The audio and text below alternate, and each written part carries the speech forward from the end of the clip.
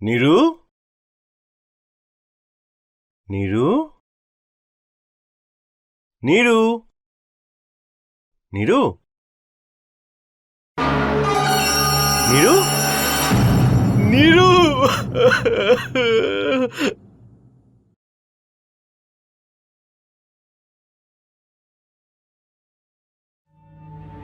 কে এই নিষ্পাপ শিশু, আর কেই বা ওকে বিষ দিয়ে হত্যা করল?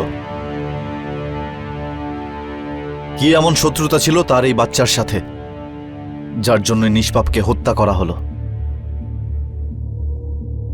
এটা কি কোনো লুটপাটের মামলা ছিল, নাকি খুনির উদ্দেশ্য অন্য কিছু ছিল?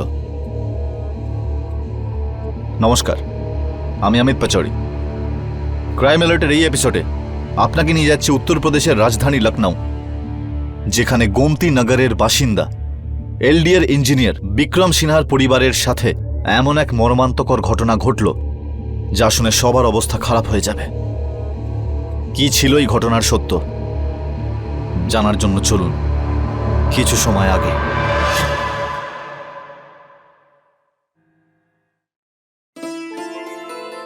এই দেখো না দিদি, এটাতে তোমাকে কি সুন্দর লাগবে। হ্যাঁ মা, ডিস্টার্ব করিস না, যা যা বাইরে গিয়ে খেল, যা। সাবধানে যা। এই বাচ্চাটা না আমার মাথা খারাপ করে দিচ্ছে। ছাড়ো না দিদি, এটা পরে তো দেখো।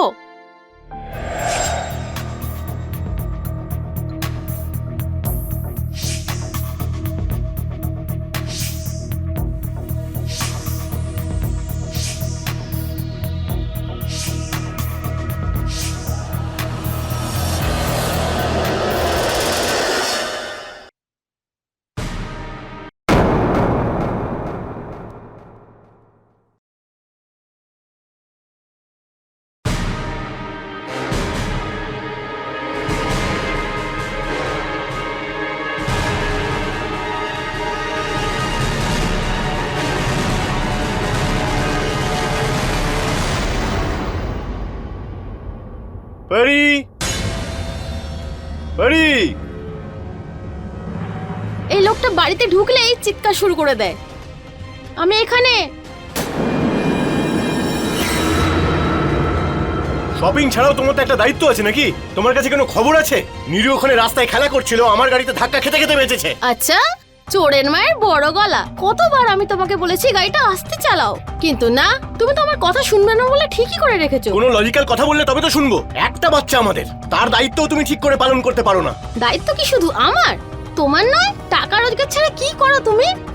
তুমি তো শুধু নামেই বাবা হয়েছো, কোনো দায়িত্ব তো পালন করো না। তোমার সঙ্গে তো কথা বলাটাই বেকার, অসহ্য লাগছে আমার এবার।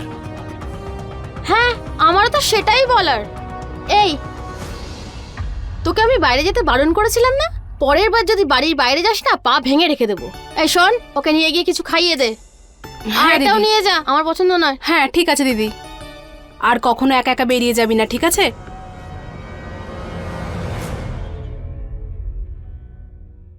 অলোক বাবু। আগে নমস্কার। নমস্কার।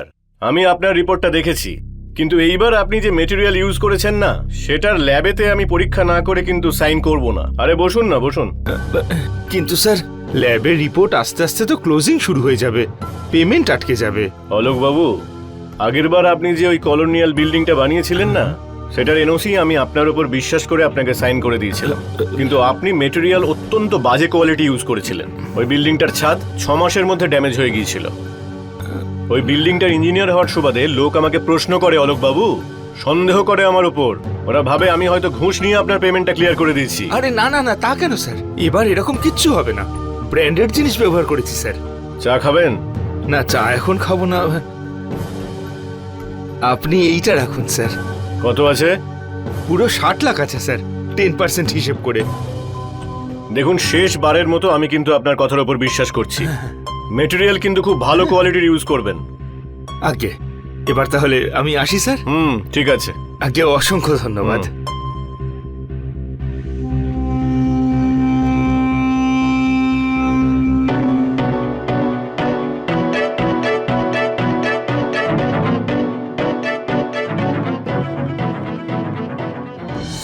বিক্রম,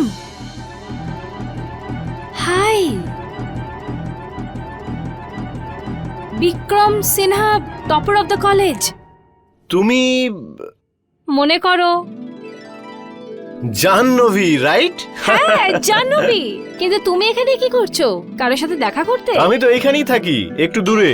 ওয়াও, তুমি একজন ইঞ্জিনিয়ার না? রাইট। আরে তাহলে তো অনেক টাকা কামাও তুমি। আরে না না, এরকম কোনো ব্যাপার না। হ্যাঁ, আচ্ছা এসব ছাড়ো। আরে তোমার সাথে অনেক গল্প করার হ্যাঁ। আছে। চলো তোমার বাড়ি গিয়ে চা খাই আমরা। আমার বাড়িতে? আরে ভাই, কিপটুমো করছো কেন? চলো। ঠিক আছে, চলো। কি করছিস? তাড়াতাড়ি পড়া না, আর কত সময় লাগাবি?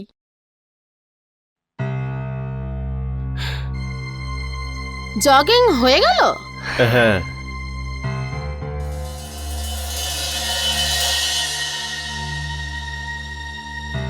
আমি ওনার মিসেস পরি সিনহা। হ্যালো, আমি জাহ্নবী। এত চিপ আর এই ধরনের পোশাক পরে কেন বেরিয়েছো? কি করো তুমি? আমি একজন যোগা টিচার, ক্লাসেস করাই। এই তো কাছেই, আপনিও আসুন একদিন। কেন? আমার মধ্যে কি কমতি আছে? আর তোমার মতো ডায়েট করে শুকনো পাতা হওয়ার কোনো ইচ্ছে আমার নেই। এই শোন, এই ম্যাডামকে একটু ভালো করে জুস খাওয়া। একে দেখে মনে হচ্ছে এক্ষুনি মাথা ঘুরে পড়ে যাবে। হ্যাঁ দিদি। আর হ্যাঁ, আমি বাবার কাছে যাচ্ছি, আর যাওয়ার সময় মেয়েকে স্কুলে দিয়ে যাবো। আর রাতে কিন্তু বাড়িতেই ফিরবো।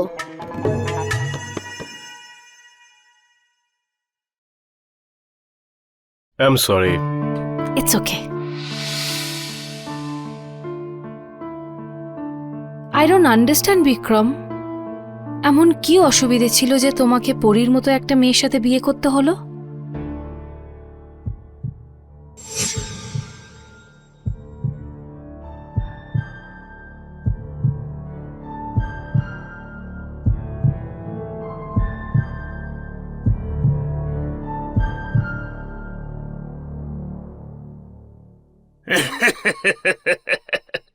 বাবা, আমি শপিং করতে যাচ্ছি, আর আমি তোমার আলমারি থেকে 2 লাখ টাকা বার করে নিয়েছি। কোনো ব্যাপার না মা, প্রয়োজন হলে আরো কিছু নিয়ে নিতে পারো। না বাবা, ইটস ওকে। নমস্কার স্যার। আমার মেয়ে পরি। হাই। হাই। আচ্ছা বাবা, আমি এলাম, আমার দেরি হয়ে যাচ্ছে। যাও যাও, enjoy. Mister Vikram, yes sir. আপনার ফাইলটা আমি দেখেছি। ওকে। আর আপনার মধ্যে সে সমস্ত যোগ্যতা আছে যা একজন ইঞ্জিনিয়ারের থাকা উচিত। Thank you sir. এই চাকরিটা আপনি পেতে পারেন, কিন্তু একটা শর্তে।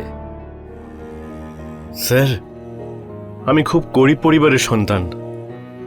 আমার বিধবা মা নিজের সবকিছু ত্যাগ করেছেন আমাকে লেখাপড়া শেখানোর জন্য। আমার উপর একটু দয়া করুন স্যার। আপনার এই উপকার আমি সারা জীবন ভুলব না স্যার।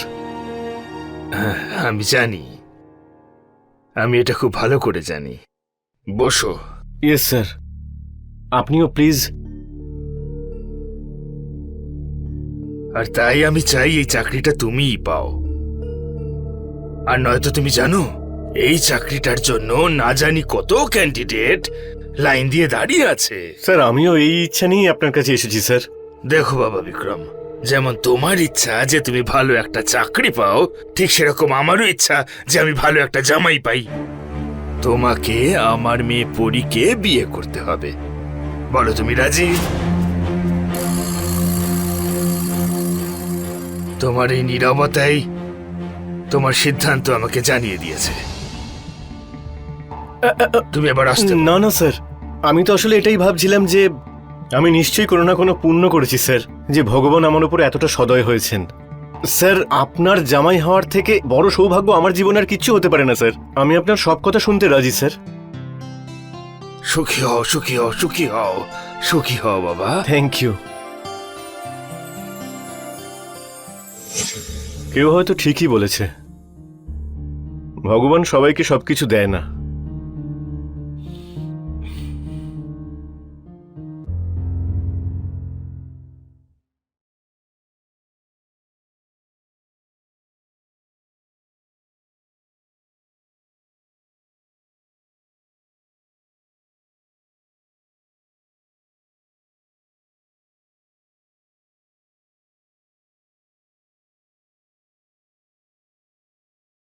কি জঘন্য পারফিউম লাগিয়ে এসেছো। 70,000 টাকার পারফিউম এটা। কি করছো এটা? দেখছো না আমি কাজ করছি। যাও।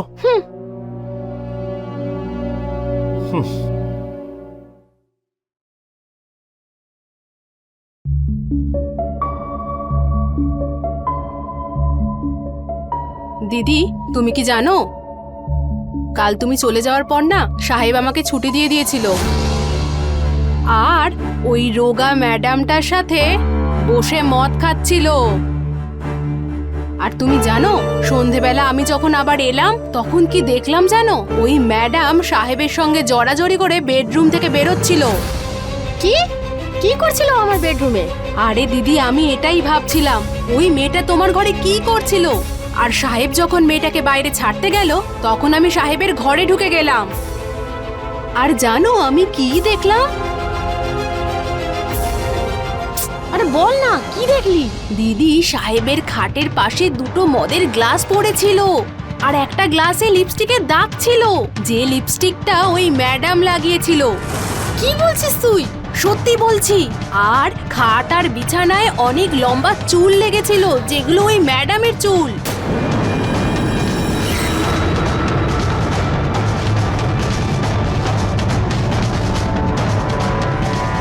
দিদি আমি পুরো শিওর যে ম্যাডামের সঙ্গে সাহেবের চক্কর চলছে। আমার মনও কিন্তু সেটাই বলছে।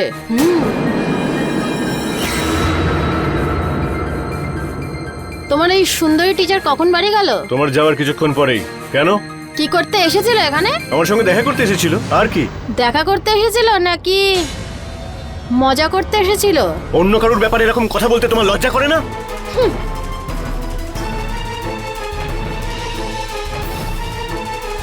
এই লোকটাকে বিয়ে করে না, এর জন্য সারা জীবন ধরে আমাকে পস্তাতে হচ্ছে। কি করব? আমার মাথাটাই কাজ করছে না, কিছু বুঝতে পারছি না কি করব। দিদি আনন্দ যদি বাড়িতে না থাকে তাহলে সেটা বাইরে থেকে কিনতে হয়। আমি সত্যি বলছি দিদি, টাকা দিয়ে না সব কিছু কেনা যায়। আর তোমার কাছে তো এমনিতে অনেক টাকা আছে। কথাটা ভালোই বলেছিস।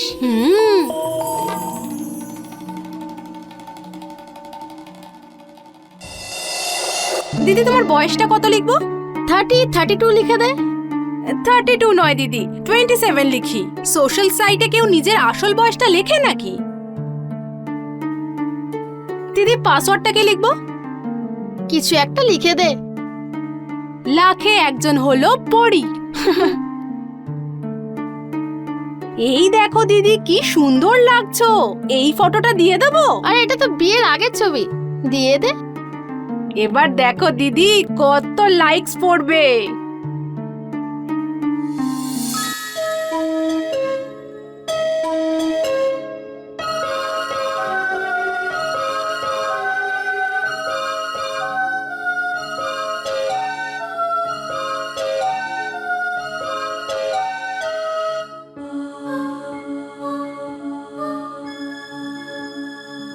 দিদি এই দেখো কি সুন্দর ছেলেটা।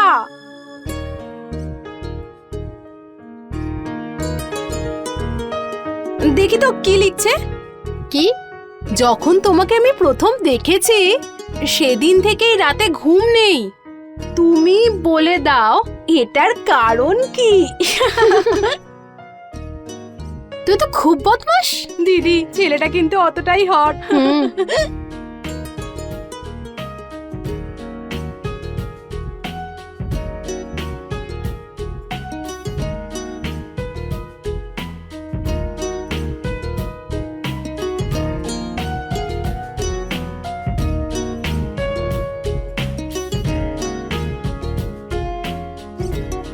দিদি এই নাও, ছেলেটা তোমার সঙ্গে দেখা করতে চায়, বলো কি করবে? তুমি তো লজ্জা পেয়ে গেলে। তুই না। বিক্রম আর পরীর বিয়ে বিয়ে নয়, এমন একটা বোঝাপড়া ছিল যেখানে পরীর পিতা প্রদীপনাথ নিজের মাথার ভার নিজের জামাই বিক্রমের ওপর চাপিয়ে দিয়েছিল, আর তার বদলে বিক্রম পেয়েছিল এমন একটা চাকরি যার জন্য ওর সারা জীবন খুব আরামে কাটতে চলেছিল। যদি এই বোঝাপড়ায় কেউ অসুখী হয়ে থাকে সেটা হলো পরি, কারণ না সে পাচ্ছিল তার স্বামীর ভালোবাসা আর না স্ত্রী হওয়ার সুখ। ব্যাস, ভালোবাসার খোঁজে পরি এমন এক জগতে পা রাখল যেখানে বিশ্বাসঘাতক আর প্রতারণা ছাড়ার কিচ্ছু ছিল না। যদিও অজান্তে, তবুও সে এই জগতে আরো তলিয়ে যাচ্ছিল।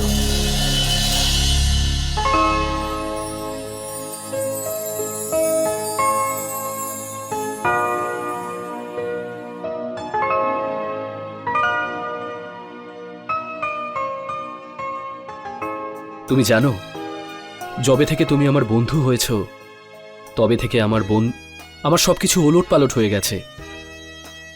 জানো, আমার তো বিশ্বাসই হচ্ছে না যে এত সুন্দর মেয়ে আমার বন্ধু হয়েছে। আমার মাইন্ডও সেটাই বলছে যে শুধু তোমাকে দেখতেই থাকি। আমি জানতাম তুমিও আমাকে দেখতে চাও, সেই জন্য আমি তোমার বাড়ির সামনে দাঁড়িয়ে আছি। বিশ্বাস না হলে নিজেই এসে দেখো। কি?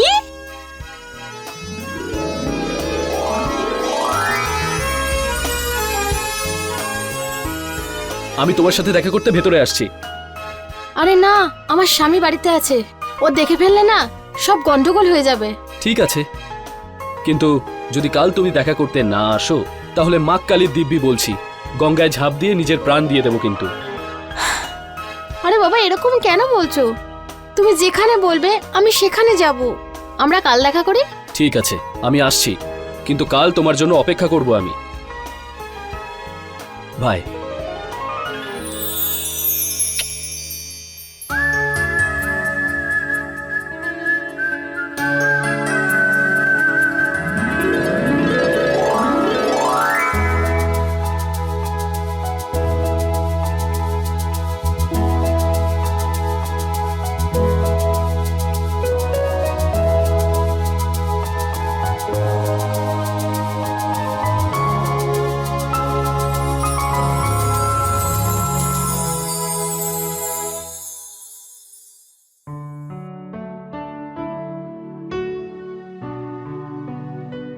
আমার তো বিশ্বাসই হচ্ছে না যে কেউ আমাকে এতটাও ভালোবাসতে পারে।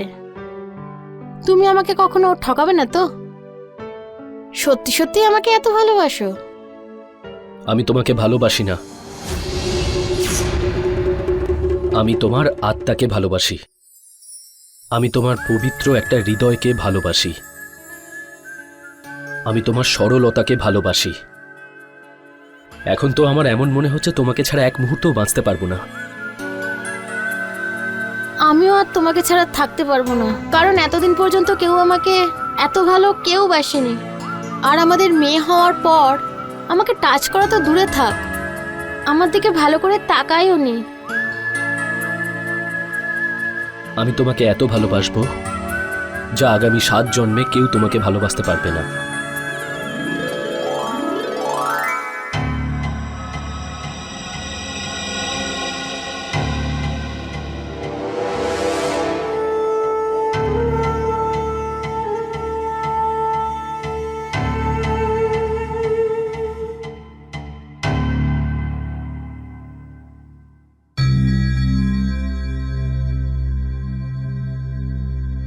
এই পার্টনার, তোমার প্ল্যান অনুযায়ী আমি পুরীকে এমন আমার জালে ফাঁসিয়েছি যে ও বেরোতে পারবে না। এবার আমি যেরকম বলবো ও সেরকমই করবে।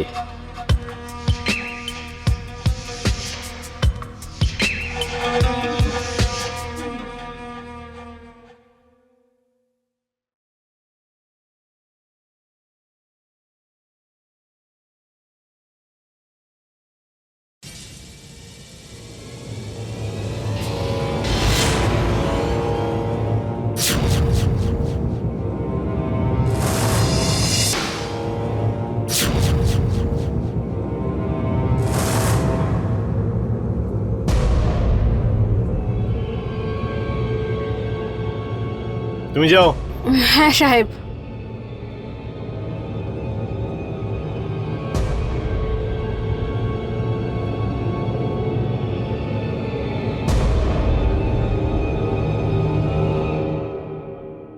কোথায় গিয়েছিলে তুমি?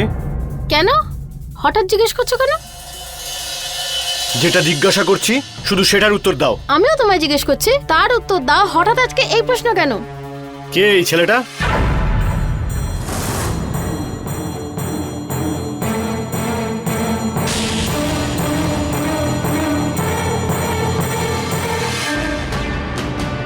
এ আমার বন্ধু। কতদিন ধরে চেনো এই বন্ধুকে? কেন? আমি তো তোমাকে জিজ্ঞেস করিনি। তুমি তোমার ওই যোগা ম্যাডামকে কতদিন ধরে চেনো?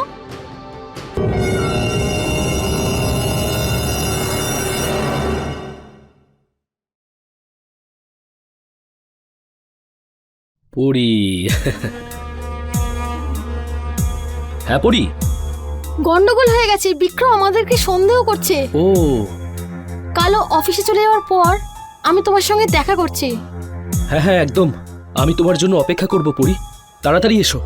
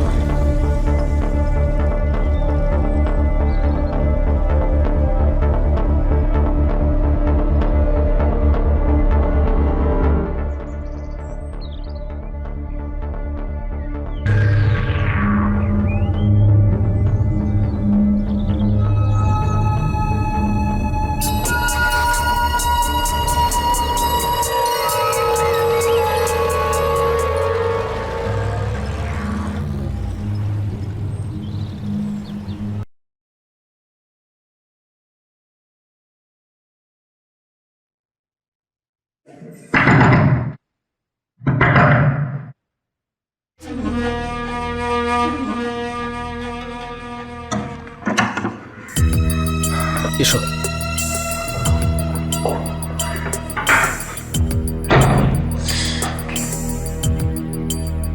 কত দেরি করলে আসতে? তুমি জানো কখন থেকে অপেক্ষা করছি তোমার জন্য? বিক্রম আমাদের সন্দেহ করছে। বিক্রমকে কেউ আমাদের ভিডিও ফরওয়ার্ড করে দিয়েছে। ও অফিসে যাওয়ার পরেই আমি এখানে এলাম। আমি আসছি।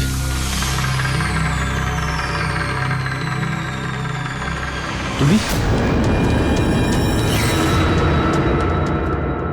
হেই! আজকের পরে পরীর আশেপাশে যদি তোকে দেখি না, তাহলে খুন করে ফেলবো তোকে। চলো চলো। ছাড়ো, ছাড়ো আমাকে।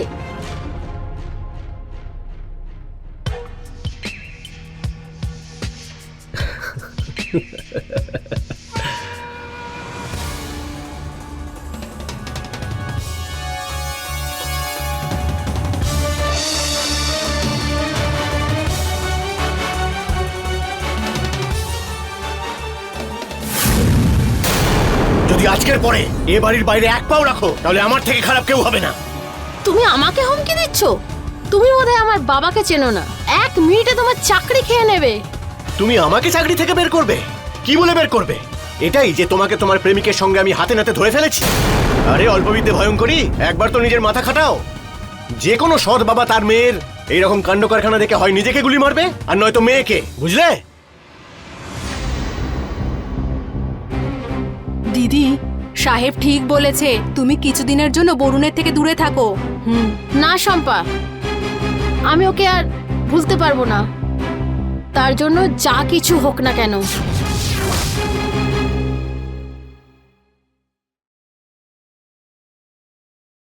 হাই, লেট হয়নি তো আসতে?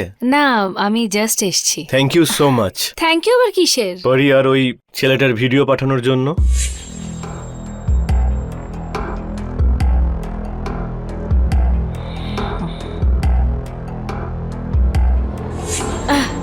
ওটা তো হঠাৎ করে ওদের উপর নজর পড়েছিল। আচ্ছা, কে ছিল ওই ছেলেটা? পরীর সাথে কোনো কথা হলো? হ্যাঁ, বলেছেও, বরুণ নাম ছেলেটার। কিছুদিন আগে সোশ্যাল নেটওয়ার্ক সাইটে পরিচয় হয়েছে। পরীকে তো ভালোভাবে বুঝিয়ে দিয়েছি আমি, আর বরুণকে ওয়ার্নিংও দিয়ে এসেছি। বিক্রম, বরুণদের মতন ছেলেকে না আমি ভালো করে চিনি।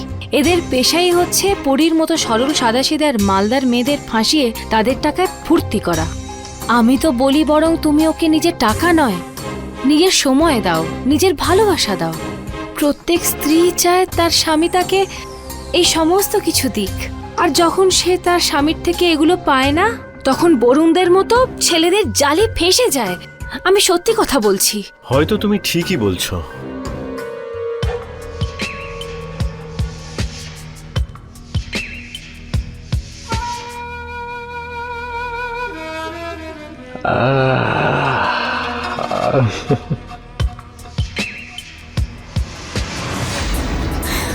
কি হলো, ফোনে পাচ্ছিস না?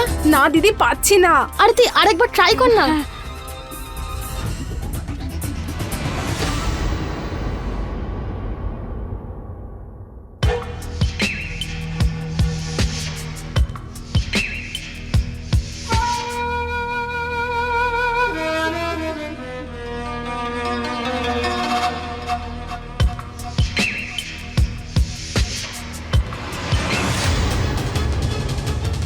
দিদি, সাহেব আবার বরুণকে মেরে ফেলেনি তো? না, সেটা হতে পারে না। দিদি, আমি জানি সাহেবের সাথে এমন অনেকের আলাপ আছে যারা টাকার জন্য সব করতে পারে। দিদি, আমার মনে হচ্ছে কোথাও গন্ডগোল হয়েছে।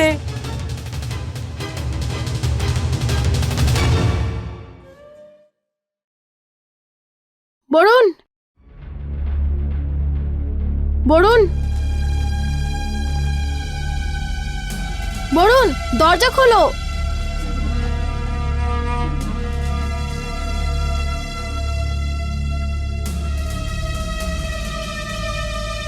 আমি জানি তুমি ভেতরে আছো। দরজাটা খুলছো না কেন? বরুণ, দরজাটা খোলো। বরুণ, আমি বলছি দরজাটা খোলো।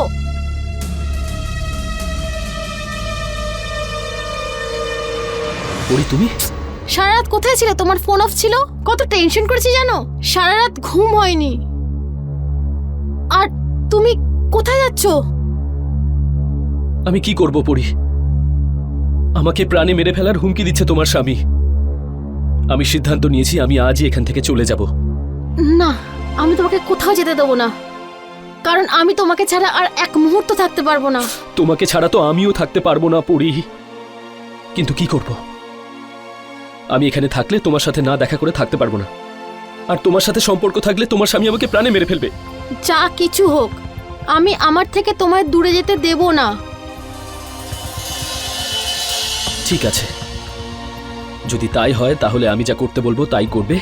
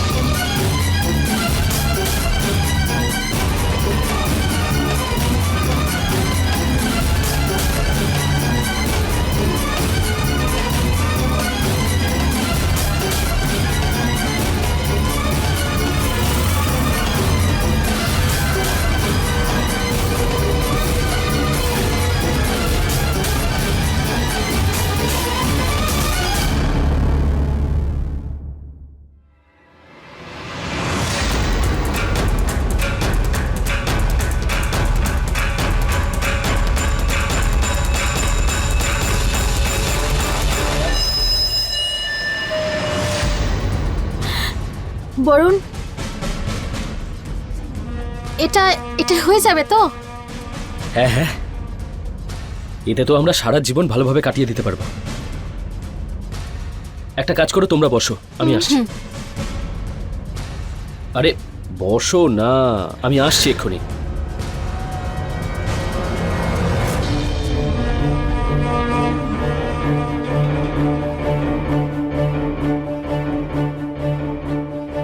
গরম গরম কফি খাও। শম্পা, তোমরা রিল্যাক্স করে কফি খাও, আমি বাইরে যাচ্ছি, গিয়ে ট্যাক্সিটা আনছি।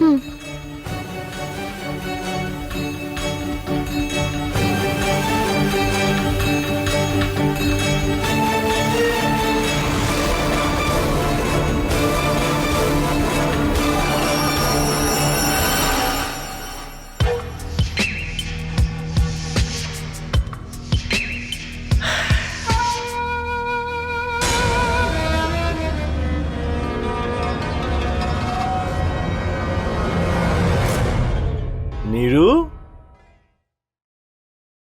নীরু, নীরু, নীরু,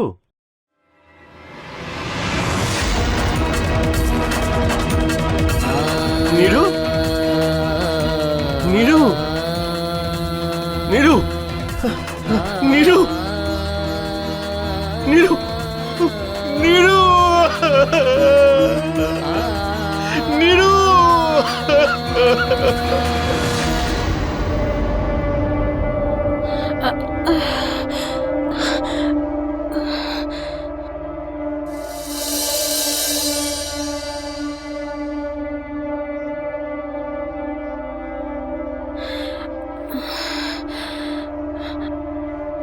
দিদি, দিদি ওঠো না। দিদি, দিদি তোমার গয়না কোথায়? হ্যাঁ, আর ওই টাকার ব্যাগটা কোথায়?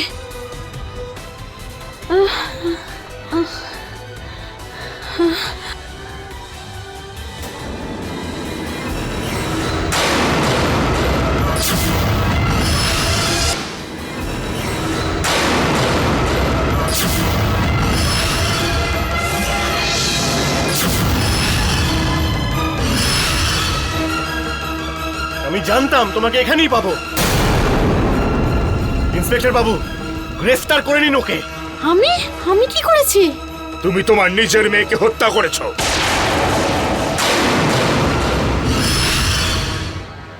বরুণ পরি আর শম্পার কফিতে ঘুমের ওষুধ মিশিয়ে সবকিছু চুরি করে পালিয়ে গেছিল। পরি তাকে ঘুম পাড়ানোর জন্য দুধে যে ঘুমের ওষুধ মিশিয়ে দিয়েছিল সেটা ঘুমের ওষুধ ছিল না, সেটা বিষ ছিল, যেটা পরি বরুণকে ঘুমের ওষুধ বলে দিয়েছিল। পুলিশ পরি আর শম্পাকে হিরুকে হত্যা করার অপরাধে গ্রেফতার করে নেয়। বিক্রম তো বিশ্বাসই করতে পারছিল না, মানুষ নিজের মেয়েকে হত্যা কিভাবে করতে পারে। শম্পার বয়ান এটা প্রমাণ করল যে সেও বরুণকে ততটাই চেনে যতটা পরি। প্রশ্ন এখন একটাই, যে বরুণ সবকিছু লুটপাট করে কোথায় উধাও হয়ে গেছিল? ওর উদ্দেশ্য কি পরীকে লুট করারই ছিল, নাকি ওর উদ্দেশ্য অন্য কিছু ছিল? পুলিশ দ্রুত বরুণকে খোঁজার চেষ্টা করছিল এবং তার সাথেই বিক্রম বরুণের ফেসবুক অ্যাকাউন্ট খুঁজতে শুরু করে দিয়েছিল।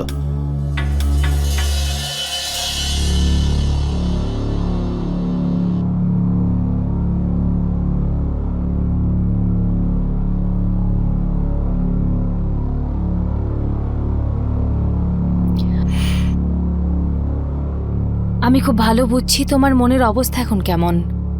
যাই হোক না কেন সেটা ঠিক হয়নি। পরে এত দূর যেতে পারে সেটা আমি স্বপ্নেও ভাবতে পারি না। নিজেরই সন্তানের সাথে কেউ এরকম কি করে করে? না, নীরুর খুন পরি করেনি, বরুণ করেছে।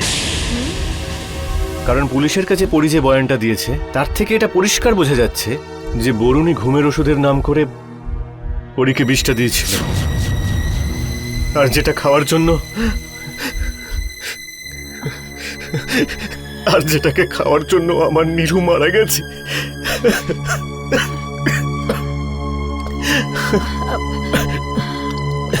একটু জল দেবে আমাকে?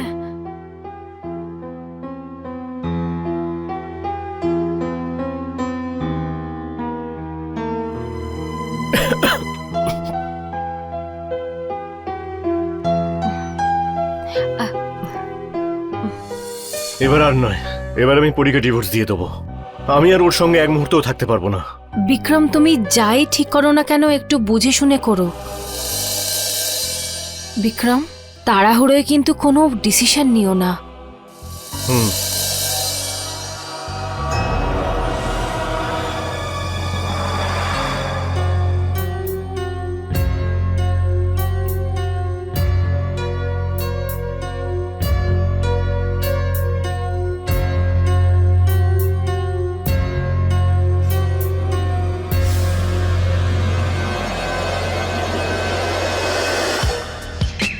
এই পার্টনার, দেখেছো এত মাল আছে যে আমাদের দুজনের লাইফ সেট। তুমি বরং এই ব্যাগটা নিয়ে চলে যাও। এই সব মাল আমি নিয়ে যাব? হুম। যদি মালই না দরকার তাহলে এসব কেন করলে? তুমি না নিজের চরকায় তেল দাও, আর যত তাড়াতাড়ি সম্ভব এখান থেকে অনেক দূরে চলে যাও, যাতে কেউ না তোমাকে চিনতে পারে, বুঝলে? ভালো।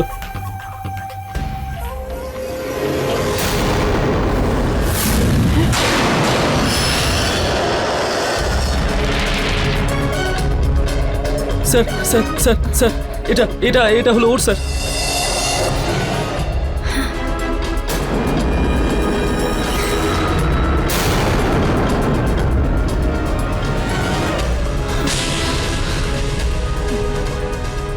এত সহজে আমি আমার মেয়ের খুনিকে ছেড়ে দেবো না।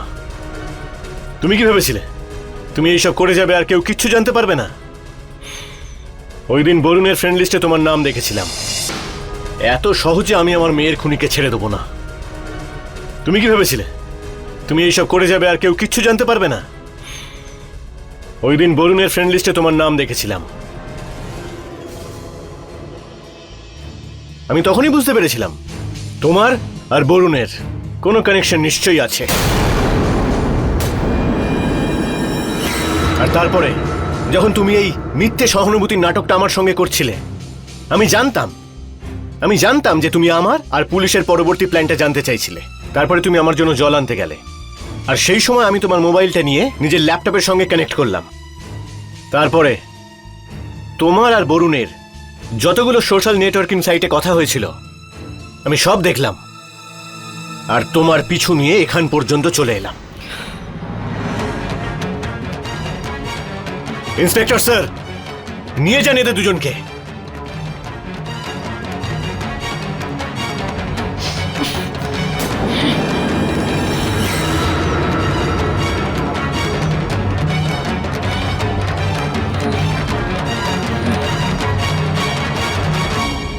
বরুণ যখন পুলিশের মার খেল তখনও সবকিছু ভালোভাবে বলে দিল। ও পুলিশকে বলেছে যে পরীকেও জাহ্নবীর কথায় নিজের প্রেমের জালে ফাঁসিয়েছিল।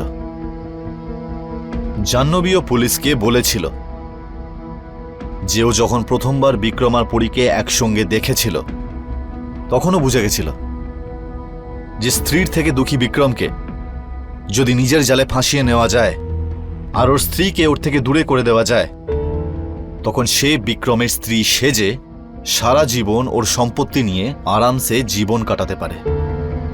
এই ষড়যন্ত্র সফল করার জন্যে সে বরুণের সাহায্য নিল। আর এই ষড়যন্ত্রের জন্যই বরুণ ভুল করে নিজের হাতে তার নিজের মেয়েকে বিষ দিয়ে হত্যা করে ফেলল, যাতে পরী নিজের মেয়েকে খুন করবার অপরাধে সারা জীবন কারাগারের পেছনে থাকে। আর অন্যদিকে জাহ্নবী বিক্রমের স্ত্রী সেজে নিজের জীবন সুখে শান্তিতে কাটাবে। কিন্তু কেউ সত্যি কথাই বলেছে যে খারাপ কর্মের ফল খারাপই হয়। বরুণ আর জাহ্নবীর সঙ্গেও এটাই ঘটেছিল। পুলিশ ওদের দুজনকেই হিরুকে হত্যার ষড়যন্ত্র, পরীর সাথে বিশ্বাসঘাতকতা আর লুটপাট করার অপরাধে গ্রেফতার করে নেয়। পরী আর শম্পারও জামিন হয়ে গেছে। এরই সাথে আমি অমিত পাচৌরি ক্রাইম অ্যালার্টের এই এপিসোডে বিদায় নিচ্ছি আপনাদের থেকে। কথা দিচ্ছি আরও এক চাঞ্চল্যকর ঘটনা নিয়ে পরের সপ্তাহে উপস্থিত হব। ততক্ষণ মনে রাখবেন, ক্রাইমের থেকে বাঁচতে গেলে অ্যালার্ট থাকতে হবে, because it's better to be safe than sorry.